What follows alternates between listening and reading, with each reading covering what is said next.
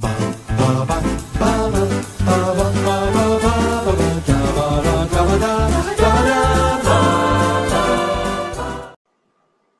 I'm Thomas Carruthers. And I'm Will Leggetter. And today we continue our fortnight of Wes Anderson. Will, Wes Anderson is somebody you really like, but on the other hand, you've only actually seen 2 of his films, haven't you? I've seen more than that. Fantastic Mr. Fox. Yeah. Budapest. Moonrise Kingdom. Oh, Moonrise Kingdom. Yes. I've also seen I Love Dogs. Yes, I Love Dogs. Yes. This is true. Yeah. I've completely undersold you. I think, so he makes Bottle Rocket, great little independent film, very enjoyable, writes that with Owen Wilson. Then he makes Rushmore, gets Bill Murray in, so they get more of a budget, nice prestige. That's what we're ending the fortnight with. That's not only my favorite Anderson, it's one of my top 20 favorite films of all time. Nice bit of prestige, which then allows him to make Royal Tenenbaums.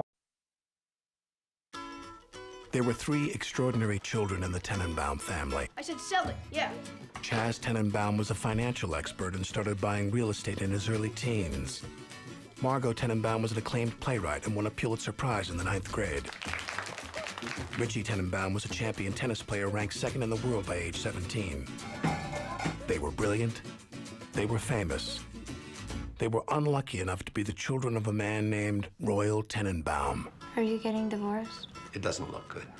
Was that our fault? Obviously, we made certain sacrifices as a result of having children, but no, Lord, no. Thank you, Pagoda. Well, I'm on my way. Now, for the first time in 22 years. I hear you're dying. Oh, how long are you gonna last? A month, a year? I've got 6 weeks to set things right. They're all living together under the same roof, in harmony. I love you more than anything.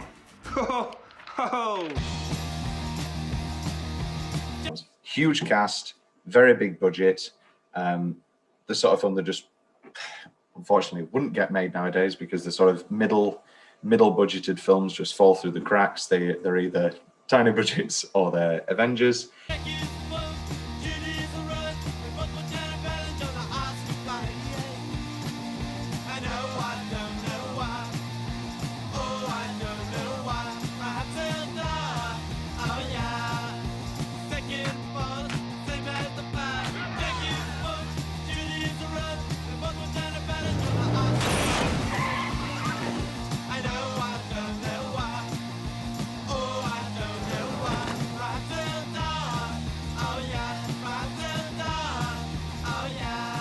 Can't somebody be a jerk their whole life and try to repair the damage? You probably don't even know my middle name. That's a trick question. You don't have one. Helen.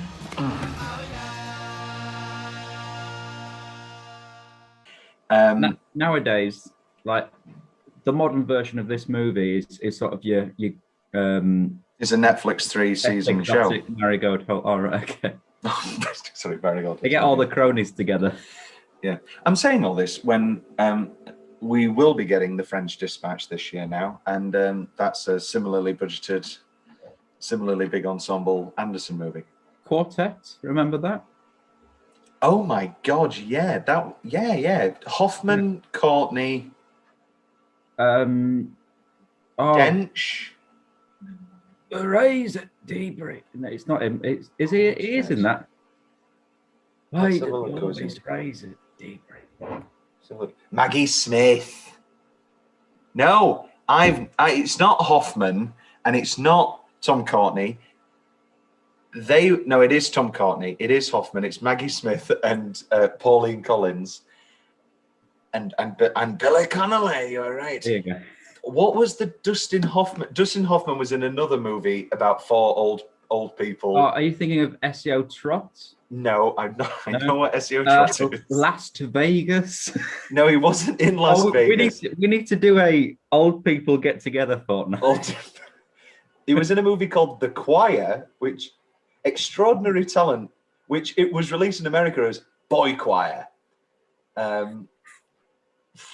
No, it does exist. I am not going mad. It's not Perfume. It's not Meet the Fockers. It's not Runaway Jury. We're into the 2000s. I I've scrolled past it then. It's not Into the Labyrinth. I think you're making this film up. I'm not making it up. I can see him now. I can see Dustin Hoffman now. Old people being old movies. Well, I'm sure halfway through this discussion of one of the best films of the 90s, I'm going to scream out, "Old people and violins!" Something like that. That's Quartet. That is Quartet. But there's another... Anyway, we're getting on a tangent. For me, I think Royal Tenenbaums starts the spike of people saying no. And for some people, for me, Royal Tenenbaums, the heart's still there. Isle of Dogs, loved Isle of Dogs, really liked Isle of Dogs. Isle of Dogs purely felt stylistic, and that there wasn't anything else there. Whereas if you contrast with that Mr. Fox, yeah, that is it's still got everything about it. Everything there. And look, again, I really like Life Aquatic with Steve Zissou, but comparing that to this, the comedy, well, no, there's lots of comedy in Life Aquatic, but again, it's more of that style over substance. And people say style over substance isn't a thing because style is substance. But anyway, interesting. Royal Tenenbaums. Well, this was a first watch for you. It was a first watch, and I adore it. I will watch it again and again and again and again. It was not what I expected. I had two images in mind. Ben Stiller and his kids. One was, oh no, like before even knowing anything about it, as I alluded to it the other day, Coneheads. I kept thinking about Coneheads. And the other one was sort of like a Reservoir Dogs crossed with the poster for Rushmore, like boring. Okay, so it's an old movie. Oh, okay. No, it's full blown Wes Anderson. I don't know why. Wes Anderson, of course, it's going to be Wes Anderson. I didn't know why I didn't expect it to be. I thought halfway through his career, I'm going to start making odd symmetrical things. No, isn't it? I've wronged myself. It's not one of the best movies of the 90s. It's one of the best movies of the 2000s. This is 2002. However, it really does feel 90s. It really does feel chasing those 90s coattails of the independent cinema boom, which obviously he was a part of with Rushmore and Bottle Rocket. But it really does feel in that mode. YouTube comments. I'm sorry, go on. It feels very Zoolander as well. I mean, that's just because Ben Stiller's in a strange tracksuit with his kids that look just like him. But yeah, I think, well, I guess in a way, Wes Anderson's movies are very timeless. They feel very 70s, like the color palette wise, and they don't have a specific time zone. Yeah, it is that thing of, we talked about this with When Harry Met Sally.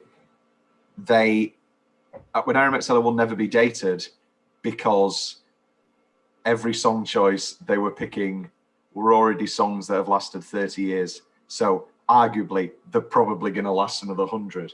Whereas you pick any other 90s rom-com or whatever, and if they pick a bad song from that time, the minute those opening credits start rolling, it's just dead in the water to start with. But seeing as When I Met Sally had already picked, and same with this really, already picked stuff that had already aged well and was already timeless, and that 70s aesthetic that you're talking about, of course it'll last forever.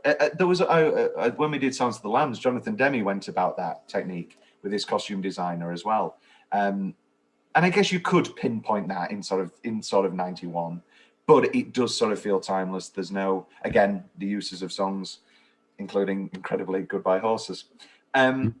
YouTube comments. I really liked Ben on this role, and his boys were cute. Margot was a cultural reset. Gwyneth Paltrow is so excellent in this film, and so invisible as Gwyneth Paltrow. It's happened multiple times now on the show where I talk about how much I like Gwyneth Paltrow, and I always list Seven, Talented Mr. Ripley, Sliding Doors, and I never list Royal Tenenbaums, not because she's not excellent, but because she's so excellent that I genuinely forget she's Margot Tenenbaum.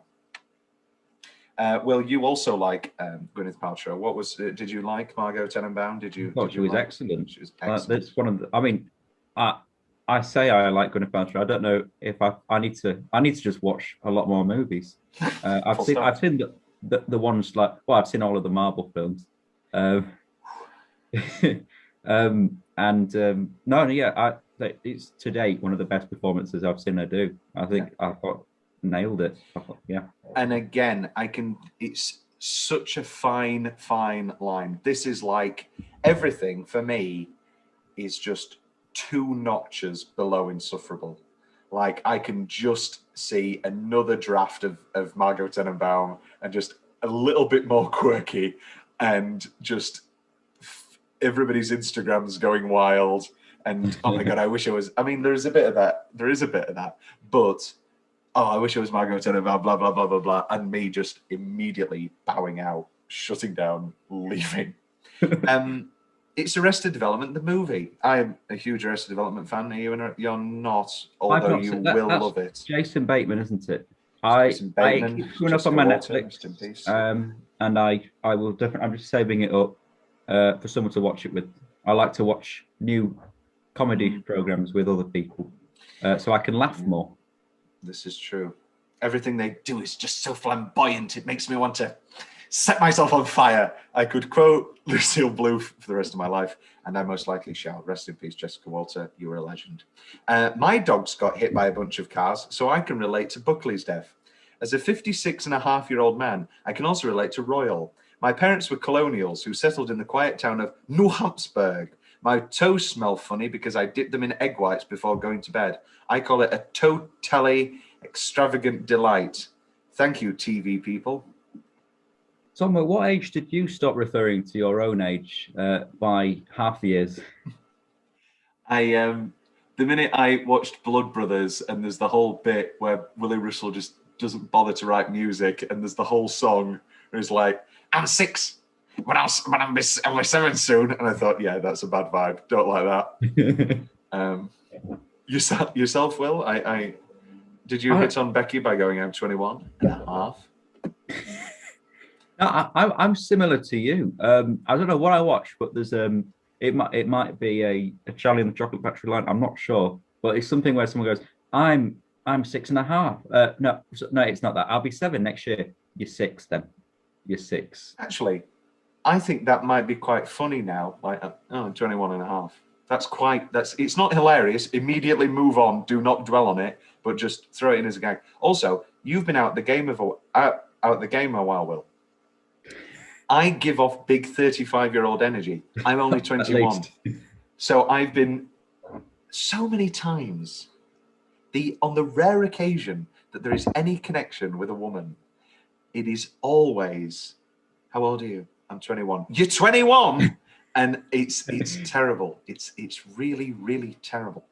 On a tangent, when I auditioned to be in The Sound of Music at Wakefield Theatre Royal, they do the big like the Sunday, the big children audition, so that everyone's in, and they'll just get rid of you one by one, and then they'll do callbacks and they'll say come back next week. So obviously I made it in. I played Friedrich or Kurtz, which is the little one. One of them. Yeah. Oh no, I played the younger one. But yeah, one of the things was we all got a square, and they just wanted to see doing a podcast. I'm afraid Will's telling a wonderful anecdote about when he was in Sound of Music. Sorry, somebody at the door. That's fine. Yeah, and they were like, well, let's check your improv skills and your confidence. Until we're saying, okay, crawl around like a baby, be a baby. And so everyone's just, because everyone's nervous, and I say, fuck it. Well, I don't do that because I'm a young child. It's an audition. But I start going, and making noises. And then the director's like, yes, there we go. That's what we wanted. Don't be afraid just to be the baby. It's a long tangent. And then one of the things was, okay, one by one, I want you to introduce yourself as if you are a Von Trapp tribe. You know, when they're all lined up. I'm free. Yeah. They all have their own tone. I thought, here we go. This is the moment when I bag that call back. So I go, I'm William. I'm 16. No, I'm not. I wasn't 16. I'm 12, going on 13. Oh. And then the whole panel of cat were like, yes, this is the child I want. It was. Well, you did know it was an adoption panel. Yeah, so a little tangent, but yeah. We love kids. The greatest casting I have ever seen in my life may be Gene Hackman as Royal. Hackman plays the difficult, complex character like he has lived it. Unbelievable. We'll get to that later. So we sort of talked about people hating Anderson. Welcome to the Katrina Unit 1-star review corner. It never fails to surprise me. After looking at some of the comments on the movie, I wonder if anyone can explain how a film can be so universally panned and praised at the same time. Absurd how now obviously we all see ourselves as having the correct opinion. This is basically just on about movie criticism in general. 1 star out of 10. Humor for the emotionally handicapped. This was a very memorable film. Over 4 years have passed since I saw it, and I still remember it. I remember it as the worst film I ever saw. Maybe it's because I had nothing else to do. Maybe I had faith in the cast and the hype. So I stayed and I waited. I waited for something to happen, and I was still waiting when the credits started rolling. You want to laugh? Reading this is going to give you more laughs than that god-awful, sorry, pathetic excuse for a film. Dear, oh dear. It's strong. 1 out of 10. I remember when comedies were supposed to be funny. Having seen and enjoyed Rushmore, I was really looking forward to the Royal Tenenbaums. The previews made the picture out to be a comedy. Is it me? Am I missing something? Bill Murray is wasted. Ben Stiller has never been unfunnier. I know unfunnier is not really a word. He seems shorter in this movie. Can't blame the director for that, I suppose. Enough short hate.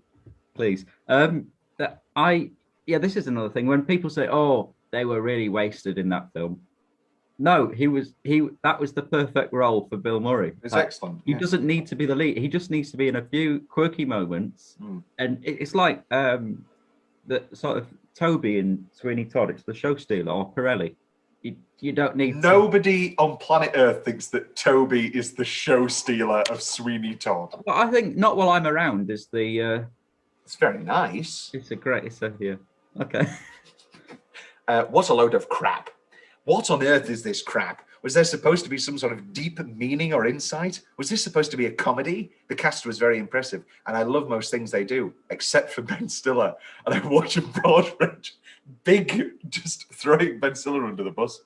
And I am still waiting to see a film with Ben Stiller that I actually like. Really doesn't like Ben Stiller. I'm in a house of non-Ben Stillers. It's annoying. Really? Night at the Museum. What a series. Great stuff. Well, I mean, it's not the first one I'd go for. Wilhelm, best 10-minute stretch. Whoa. I struggle with this because obviously it's.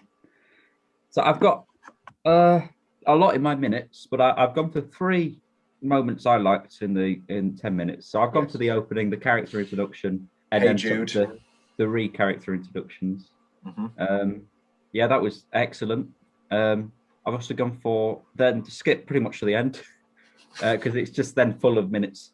I've gone to the tent confession. Yeah. People just have to be secretly in love.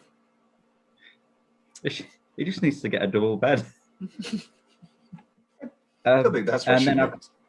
I've gone for, which I'm sure you enjoyed, The Wedding. I do love a wedding. This movie does have everything I love. Weddings, Gene Hackman, and Danny Glover. Excellent in this film, Danny Glover. Always liked Danny Glover. I think this is one of his best. I too have the opening. It's the only time I've ever enjoyed the song Hey Jude, and always shall. They only play the opening. They do. No, they do play na na na na na na na when he sets Mordecai free. Mordecai, go! Nah. I've got that in my notes. The sudden zoom I like that. It's well cut. Good editing. Good editing. Yes, it's the only time I've ever liked Hey Jude. I like this instrumental version. The introductions to all of our characters, the conceit. It's just a great conceit for a film of where are these child prodigies 20 years later, Magnolia, that's one of the stories in Magnolia, of course, the William H. Macy child genius who wins all the money on the game show. And then we meet him 25 years later and he's just miserable and broke. Great part of that film. I mean, all parts of that film are great. But just a great idea for a film. And it allows for great comedy, great dark comedy, and great drama, and lots of touching moments. We meet Luke Wilson as Baumer, Richie Baumer, Tenenbaum, the tennis king. And also Mark Strong's long-lost adopted son. He does look a lot like Mark Strong after he shaved.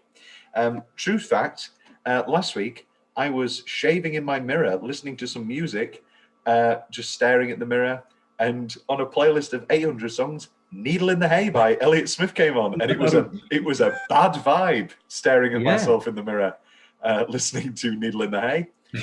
Not enjoyable. Would not recommend. We'll get to that in best single minute. My favourite minute is when he kills himself. How are you feeling? I'm having a ball. Scrapping and yelling and mixing it up. Loving every minute with this damn crew. I want to thank you for raising our children, by the way. Okay. I'm not kidding. You always put them first, didn't you? I tried to. Lately, I feel like maybe I didn't do such a great job. God damn it, don't do that to yourself. I'm the one that failed. Or anyway, it's nobody's fault. Plus, that it Why doesn't... didn't you give a damn about us, Royal? Why didn't you care? I don't know. I'm ashamed of myself. I'll tell you one thing, though. You got more grit, fire, and guts than any woman I've ever met. Where are we? The opening, yes, as talked about. Margot Tenenbaum, the adopted daughter, with her playwriting. And Bath. Well, did Margot remind you of anybody? She writes a lot of plays and takes long baths. She did indeed. And wishes that she was married to Bill Murray. And then, of course, Chaz Tenenbaum, the wonderful Ben Stiller, recently widowed. So basically, I want to touch on this, is Owen's relationship with the Wilson brothers. Because for as much as Wes Anderson is this auteur and is seen as this singular figure, the Wes Anderson style, perhaps not the visual style, but the whole vibe starts with Owen Wilson as well, and Luke Wilson. Obviously, Luke Wilson just in the performance field, but Bottle Rocket also written with Owen Wilson, Rushmore also written with Owen Wilson, and Royal Tenenbaums also written with Owen Wilson. And then he sort of takes on Noah Baumbach, and he ups him with, I think it's Fantastic Mr. Fox and something else. But then he's currently just writing screenplays sole credit. And obviously both Wilsons are in this, and Luke Wilson. Let's talk about Luke Wilson. Why is Luke Wilson not bigger? He probably just didn't eat enough greens when he was younger. What do you, sleep in a grill bag? I've always really liked Luke Wilson. I'd probably pick Luke Wilson over Owen Wilson. No, you wouldn't. No one agrees with that. And you'll watch this podcast back and you'll think, what was I on? I don't know. I really liked him in The Skeleton Twins. I mean, I love The Skeleton Twins. It's one of my favourite movies of the 2010s. But I love this. I love him in Rushmore. He's obviously great in Legally Blonde. That's the only thing I've seen him in. Old School he's very good in. That's a good comedy.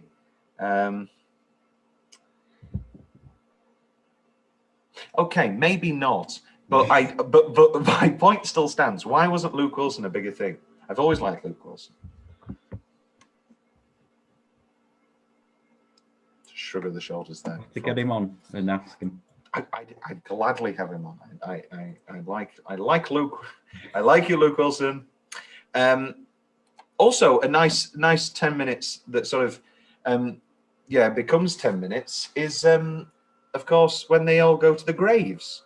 And that goes on for quite a while, and there's lots of nice scenes there. And that also includes the flashback to Richie's tennis game, which has one of my favourite gags, the underarm serve.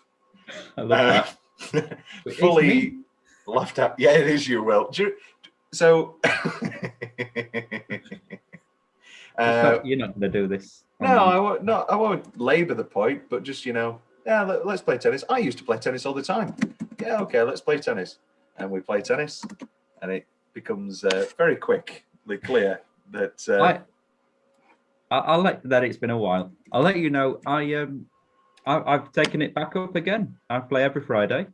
Every Friday? Every Friday. Oh. And I'm looking forward to our next match. Ooh. This is when it turns out that Will has been fully training himself, waiting for this moment. Have I got the right Oscars? I'm getting ahead of myself. But best Moonlight. Yes, Moonlight. You won Best Picture. Moonlight. Yes, I have, because it only gets one nomination, and we'll get to that momentarily. In the meantime, that's a nice 10-minute stretch. I like Royal moving in and recreating is not recreating, but getting back into the swing of things with his relationships with people in this family. Obviously, not the most stable relationships a man could ever have. Followed by a lovely 10-minute stretch near the end of the film, which I'm going to call Making Amends, where he has his lovely ice cream dinner with Margot, where we have the incredible middle name conversation. That's a trick question. You don't have a middle name. Helen. That was my mother's name. I know it was. He just forgot that he gave his own adopted daughter his mother's middle name. And then also signing the divorce with Danny Glover and Etheline, the wonderful Angelique Houston. And not making amends with Chaz, trying to make amends with Chaz, and Chaz shutting the window. And then obviously manages to make amends with Chaz in that lovely, beautiful final moment that they share. It's not the final moment.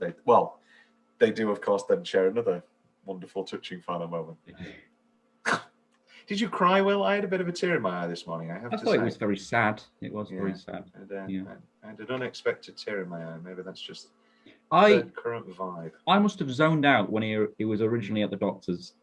Right. Did he? What was he? How ill was he? Because he was never ill. He was just just had high blood pressure. There you go. The teacher from the opening of Rushmore, which you're about to watch, tells him that he's got high blood pressure, and then he asks Max Fisher if he can do this maths problem. God, I love Rushmore. Seizures,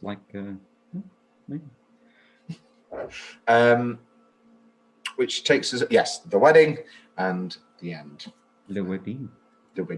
Which takes us on to Tom's weirdly specific favourite part of the film. As with all of these Anderson movies, this is tough because the entire film is built on weirdly specific notes and notations. This says notums.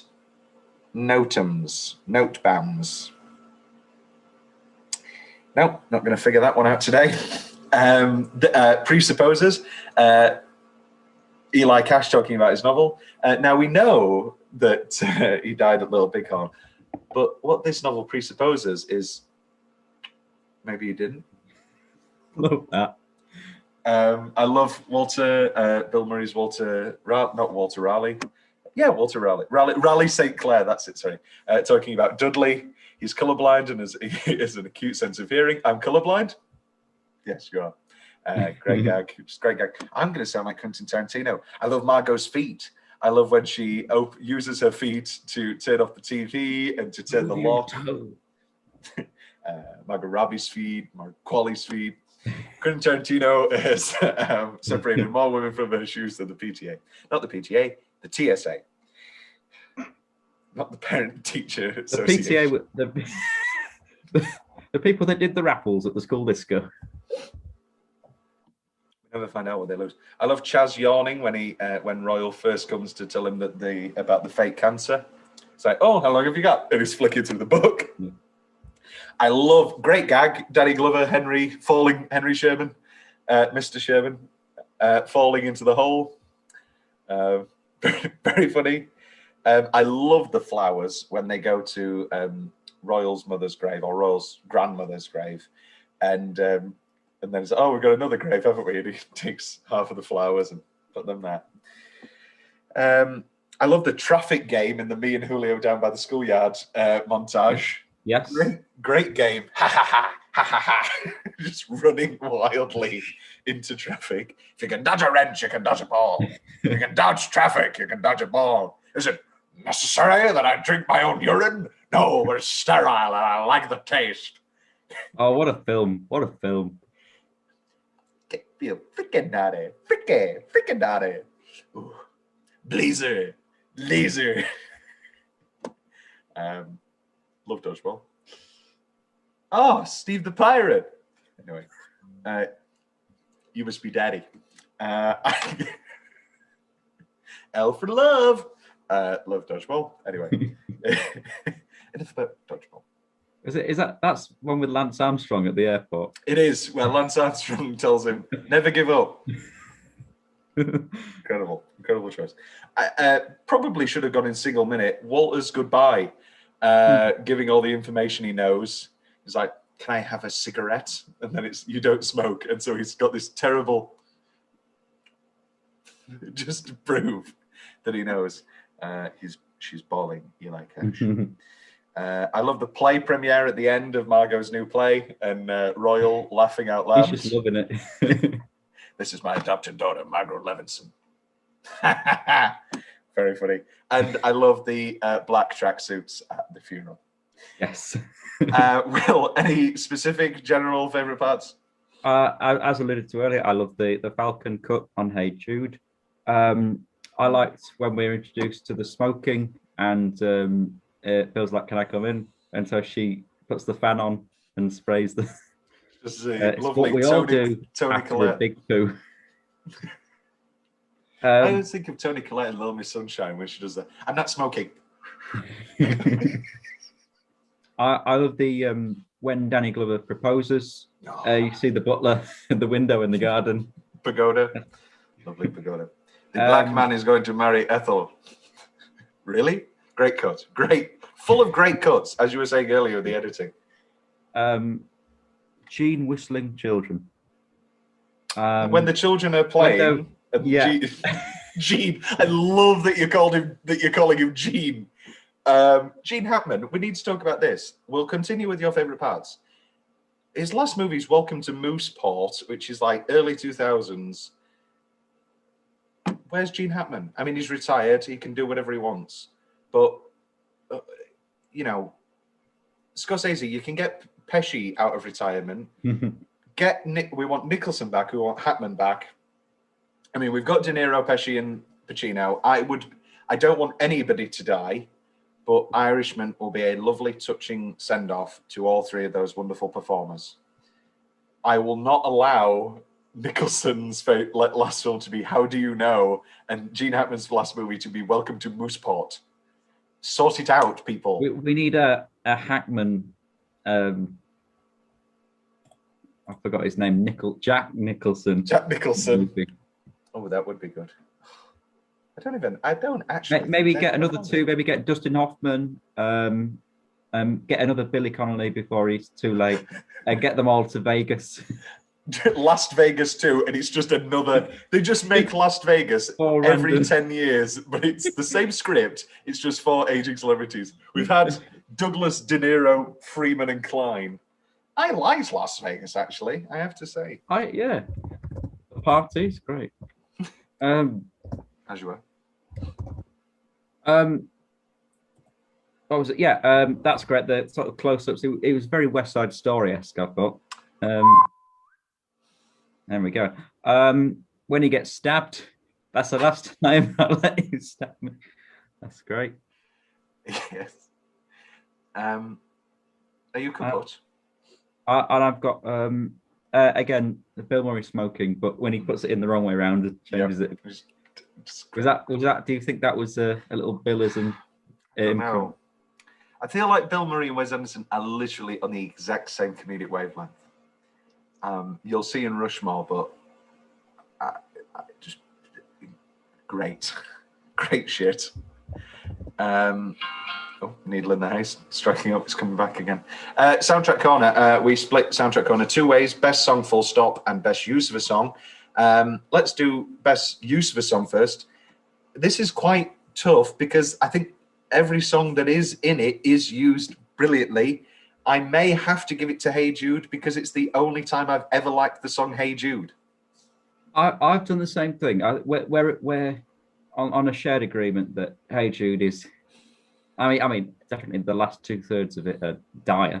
I've also come to. I used to say I like the first half of Hey Jude. I don't actually think I do. I think I only like the bridge. I only like "Let It Out and Let It In." Hey Jude. I also begin. think "Let It Be" is overrated. It's never one I go back to, but if it comes on, I don't like die inside like when Hey Jude comes on.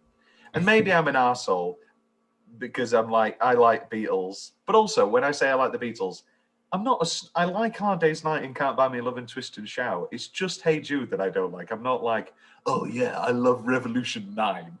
I do not like Revolution 9. But yes, I will have to give it to Hey Jude. Best song full stop, however. I mean, there's lots of great nominations here. These Days by Nico, Gwyneth Paltrow Getting Off the Bus, Wigwam by Bob Dylan, great song. As previously mentioned, Needle in the Haystack, Needle in the Hay, rather, by Elliott Smith. Lovely, touching song there. Everyone by Van Morrison, great concluder. In your little tent scene, She Smiled Sweetly, back-to-back with Ruby Tuesday, great back-to-back. And then me and Julio down by the Schoolyard. Will, what are you thinking? I as soon as I heard it, I wrote down the words Paul Simon. I love it. I've always loved that song. It's a great song. It's on many of my playlists. Yeah. I may go two choices. Needle in the Hay for one mood, and then Everyone by Van Morrison for the other mood. Lovely, touching conclusion at the grave of Royal Tenenbaum, which takes us to the Oscars of 2002. Will, Royal Tenenbaums gets one nomination. What is it for? Costume. Incorrect. Best original screenplay. Oh, right, okay. We've looked at this Oscars before many times. Does that mean Owen's nominated? Nobody's not. Yes, he is. Sorry, pardon me. Of course he is. Yeah. So this is A Beautiful Mind beating Gosford Park and Mulholland Drive. Can't say I'm happy with that, but Moulin Rouge is also in there. Big surprise. I like Moulin Rouge. I'm happy with the nomination. It's wacky. Like a virgin. However, I would much rather Royal Tenenbaums being here a lot more than what it is. I'm surprised that they didn't. I don't know because people.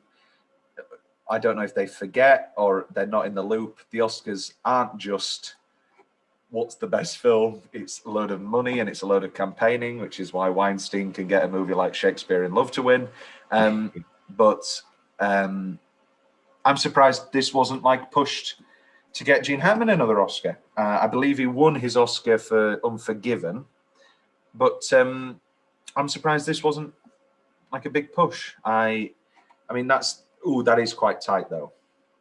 No, get rid of Sean Penn, I Am Sam. As Robert Downey Jr. told us in Tropic Thunder, you never go full R, and so he didn't even win.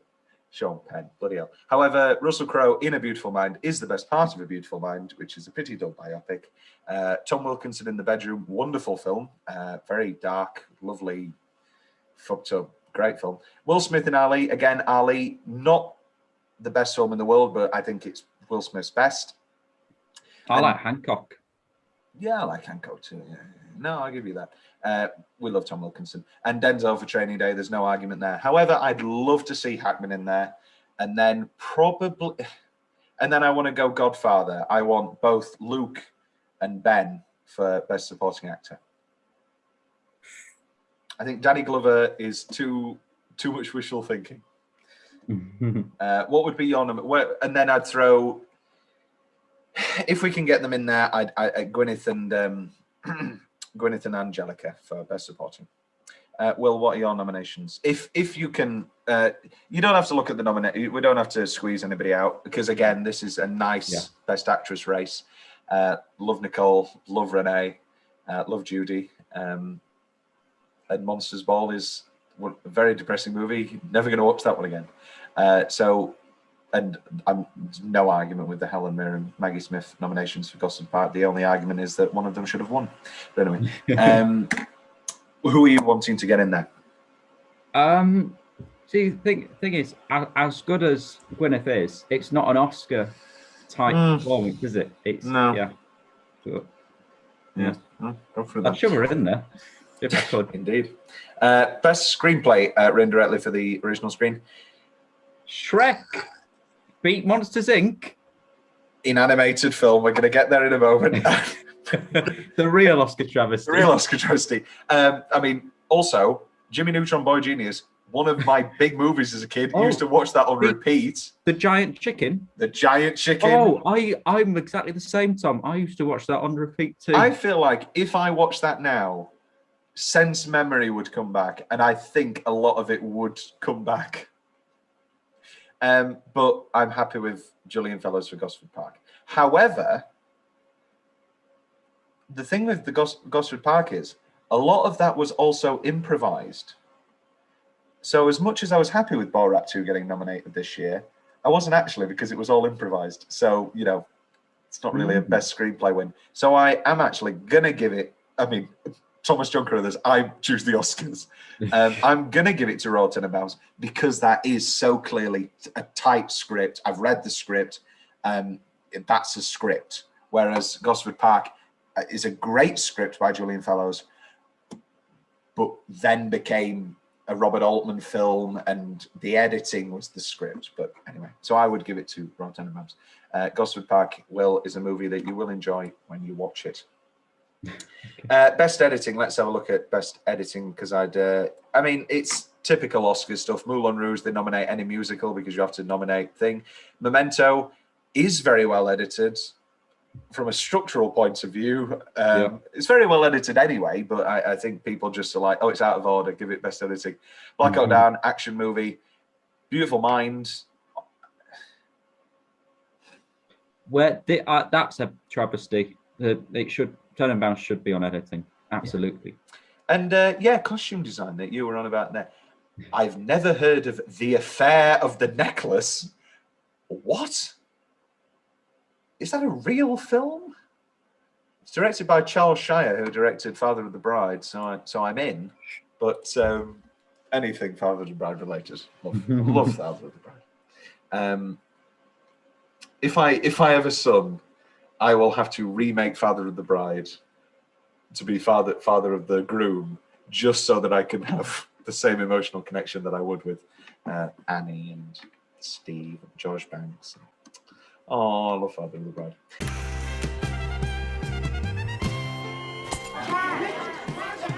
The gentleman in the blue cardigan, please. Thank you. I have a two-part question. Go ahead. Chaz Tenenbaum had, since elementary school, taken most of his meals in his room, standing up at his desk with a cup of coffee to save time.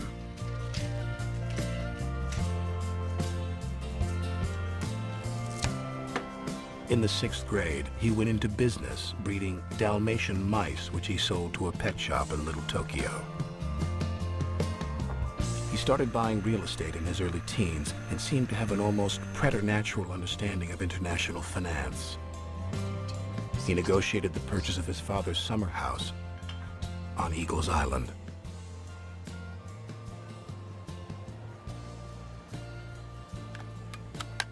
Hold it, Chazzy. Hold it right there. What are you doing? You're on my team. There are no teams. Ah! Anyway, we move on in this life and in this podcast. Will's favourite building or set? I feel like you're going to have a riot of a time this fortnight. There's lots of great stuff. I've gone, yeah, absolutely. I've gone for a very intimate set piece, and it's Margot's model of the theatre set, because that's what I want to do when I'm a grown-up. There you go. I want a set design, so that I thought, I like that. Making little shoebox set pieces. That I love doing that as a kid. I'm probably going to do it more over the summer holidays. get a shoebox, make the set, but also start making mechanisms. So if you turn this, that curtain comes down, or it's great. It's like in the Phantom movie where Phantom's made all of his little things and he swaps the head of Carlotta for Christine. It's very funny. And then he saves the president from 3 times. 3 times. Bloody hell. Good on you. Good on you, Jared. The question is, if it's not Gerard Butler, is that movie great? Because I think a lot of the set pieces are really good. I think the rest of the casting is pretty great. But are you being blindsided by the fact that it is a Phantom movie? A Phantom movie in itself for you is a great thing. I often think of, because they were going to do it in the late 80s with Joel Schumacher still, the director, hot off Lost Boys, because Lloyd Webber watched Lost Boys and loved the use of music. And Andrew, all I have to say is fully agree. The use of music in Lost Boys is impeccable. But yeah, he wanted to make it in the 80s with Michael Crawford and Sarah Brightman as soon as they finished their run at London. And I think about that most days. Imagine. I don't know whether it's one of the worst movies ever made or one of the best. I think Michael would still do it. Probably he would. Anyway, best single minute. You said that you had tons, so I'm just going to shoot. I'm going to fly through mine. Love the cast of characters introduction, very quick. Love the fire drill. What about Buckley? He's dead. Keep running. I love the I'm dying scene on the side of the sidewalk with Ethel and Royal. I am dying. What are you doing? I'm not dying. And then I am dying. Julio, as we mentioned. I love Henry Sherman's reveal. You don't have stomach cancer. I know you don't eat cheeseburgers every day.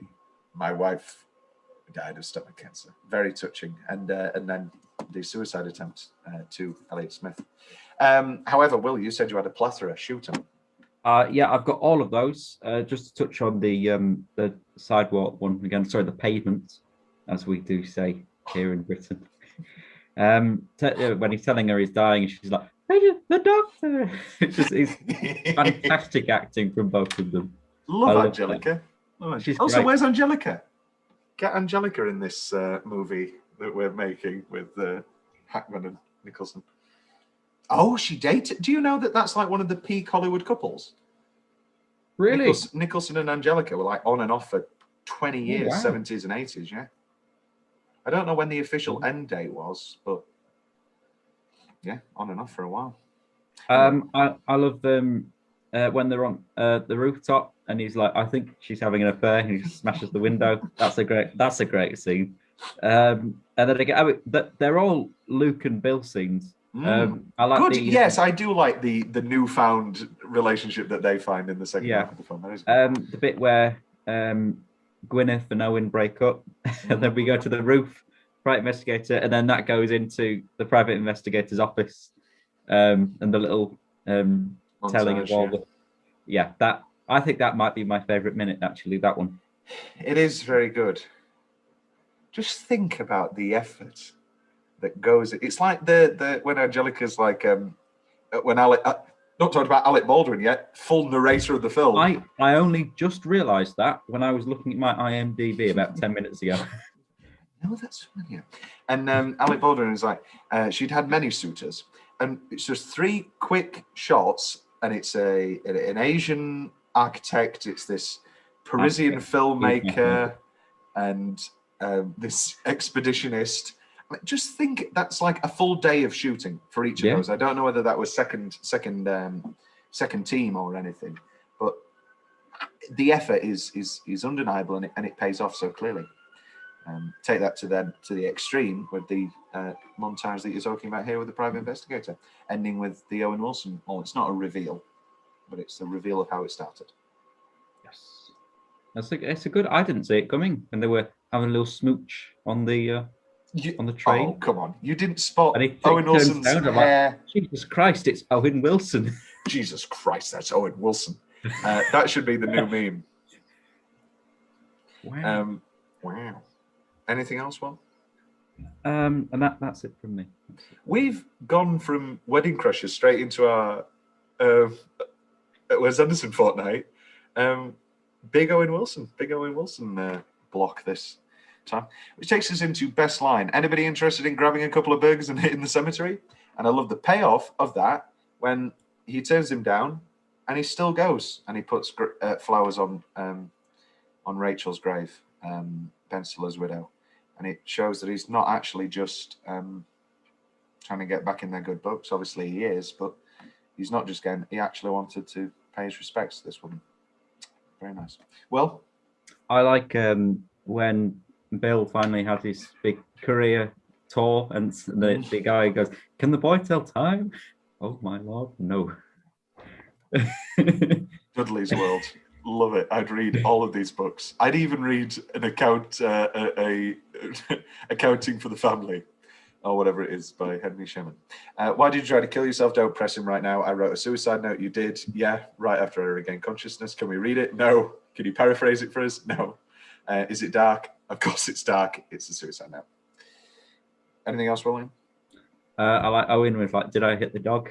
Yep. Is he dead? Yep. They're very... There's no big reactions to the dog dying. No. There's no big reactions to anything, and that's part of the charm. Yeah. You've been smoking for 22 years? Well, I think you should quit.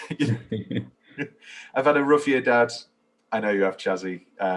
Gets me every time. Love it. Beautiful, beautiful stuff. And my final nomination, I've always been considered an asshole for about as long as I can remember. That's just my style. But I'd really feel blue if I didn't think you were going to forgive me. I don't think you're an asshole, Royal. I just think you're a son of a bitch. I've got two more. Shoot.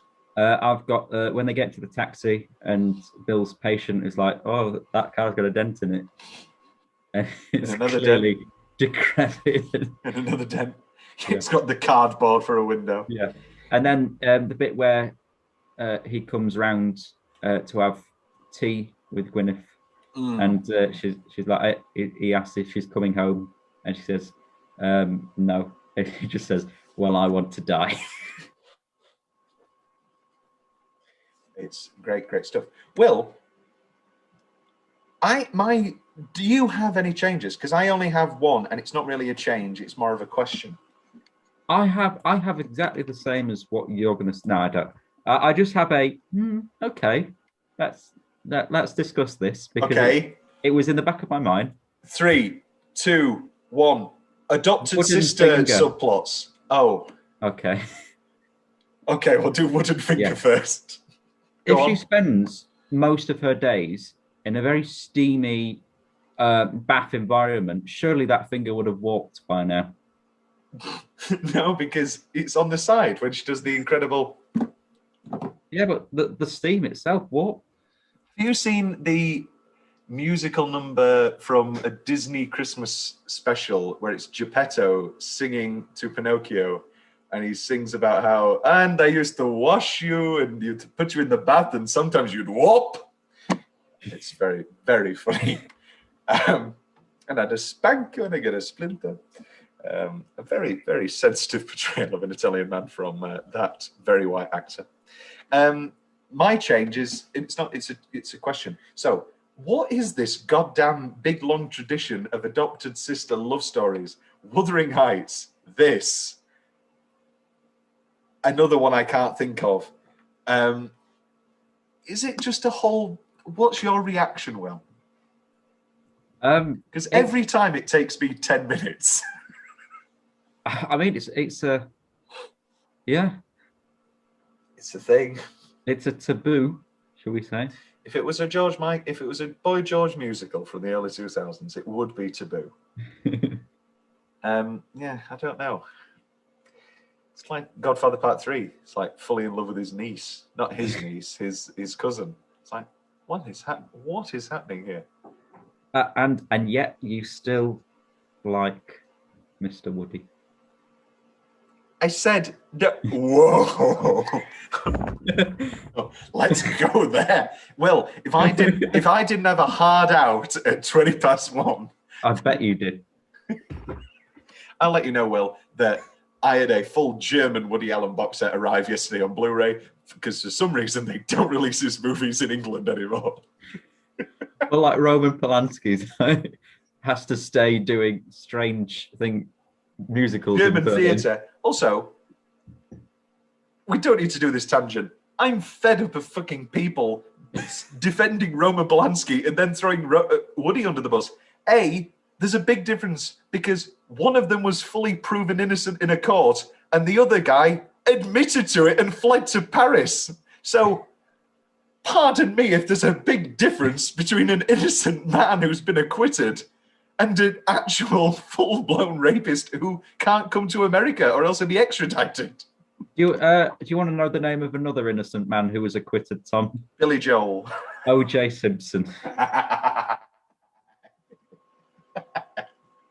My favourite thing is following O.J. Simpson on Twitter and wanting to share every single post he does, not knowing whether people are going to know that I'm being ironic or not, or people are actually going to think I fully love O.J. and are just like, yeah, let's listen to him. Share. Oh, I adore him on Twitter. My favourite thing is when somebody gets cancelled or accused of anything and he goes, let's listen to the facts. Let's listen to Love it. Love it. Love it. Love you, OJ. That's my change. Anything left from your notes, Will? Have I got anything left from my notes? No. We've become very good, Will, at not really having any other notes because we know we have, I feel, all of our categories perfectly placed things. There's nothing left. For instance, there's nothing left from mine. Alternate ending corner, there isn't one. A few fun facts, however, we have aplenty. Let's get those up for you now. So Gene Hackman mentioned in interviews that he was somewhat hesitant to accept the part as he felt that he himself had been insensitive to his own family at different points in his life. He asked them if they would find the character uncomfortable. They all agreed he should accept the part. I discovered you around, guys. Where you feel uncomfortable, just take the part. That is a different way to tell that story. The hand we see with the BB is... oh, no, it's not Ian's, it's no teams. In Tom's weirdly specific favourite part, you're on my team. And he just shoots him. Love that part. Yeah. It's Andrew Wilson's hand, because this was a real thing that happened to Andrew Wilson. He's the oldest sibling of the Wilsons. And it was Owen fired a BB gun at Andrew's hand, and the BB has been there ever since. Just take it out. No, I guess it's a cool story. I don't know if this is true. The original Hawk used to play Mordecai was kidnapped during shooting and held for ransom. Like Shergar. Like Shergar. Production could not wait for him to be returned. The bird that appears later in the movie has more white feathers because it's a different bird. I thought that's not the same bird. It must have been held at ransom. Hawkmaster, William Leggetter. Will, according to Angelica Houston, she, Bill Murray, and a few of the cast members tried remaining protective of Wes Anderson and is working with Gene Hackman. Hackman can be tough to work with, and according to Anderson, there were moments where Gene could be difficult with him. Houston said that Murray even showed up on his day off to watch over Anderson during his time working with Hackman. Oh, love Bill.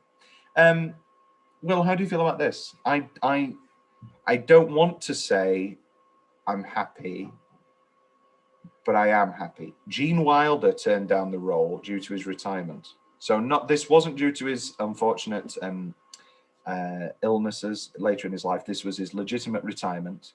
I think it's infinitely better with Hackman, although I would love to see Wilder. I don't think it would have worked. I think he could have gone for the Danny Glover. Who would be, oh, wonderful. Yeah, very nice as Sherman. That would be good. Danny Glover, Luke Wilson, and Owen Wilson all turned down parts in Ocean's 11 to appear in this film. So I don't know who Danny Glover was supposed to play, but Luke Wilson and Owen Wilson were the original choices for Casey Affleck and that guy from Hawaii Five-0. Well, I prefer any of them over Don Cheadle and that British accent. Sad Are fun we going facts. to get the money from the look, he's going to beat us to get the gem. Make sure. Oh no, look, he actually thinks you are the actual actress in real life. No, because I think they no, but by that point they're fully making fun of it when he's like talking to her about her accent, and he's like, "You're not doing the accent right." Very funny, very funny. Sad fact rather than fun fact.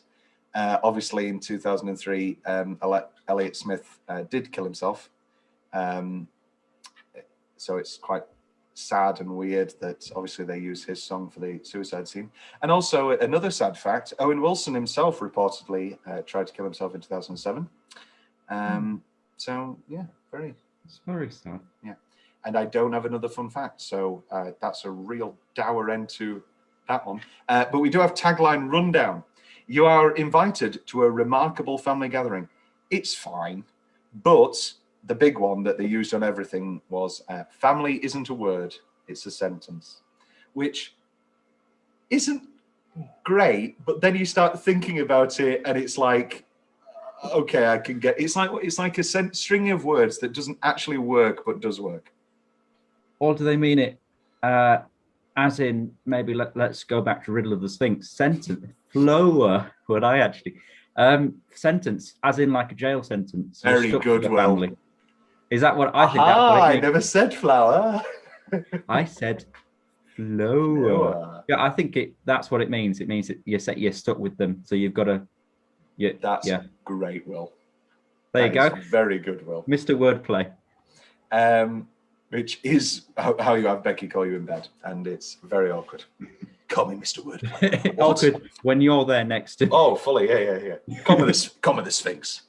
Tom's big question. Your favourite book? I like Dudley's World. Yeah, I would say so. And I like Henry Sherman's Accounting.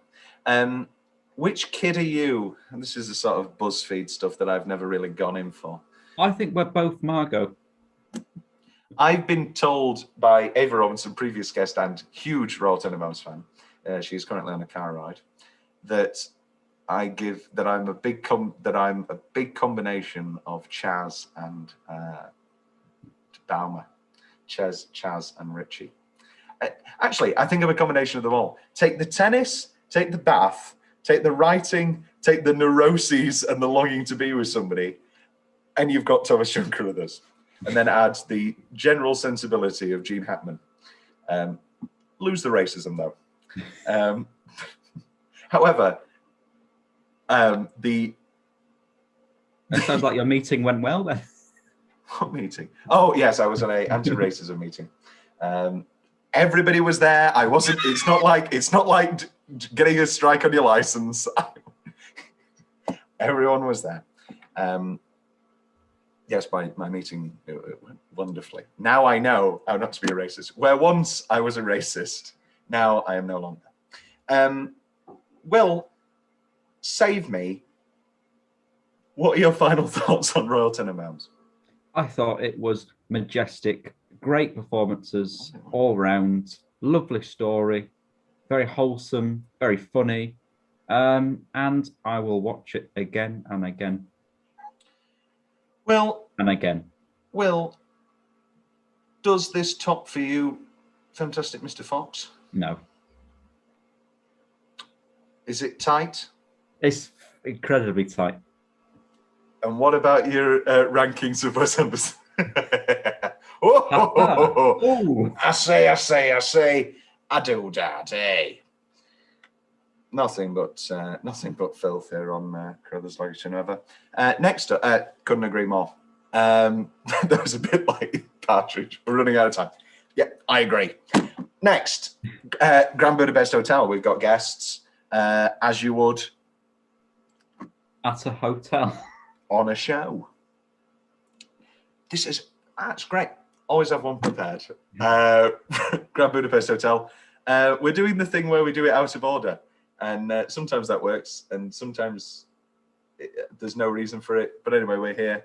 Grand Budapest Hotel. Love it. Great film. Get your hands off my lobby, boy. Will, what was your favourite? Pick a Royal Tenenbaums to end us. Chaz. No, as in a quote. No, you know what? Chaz.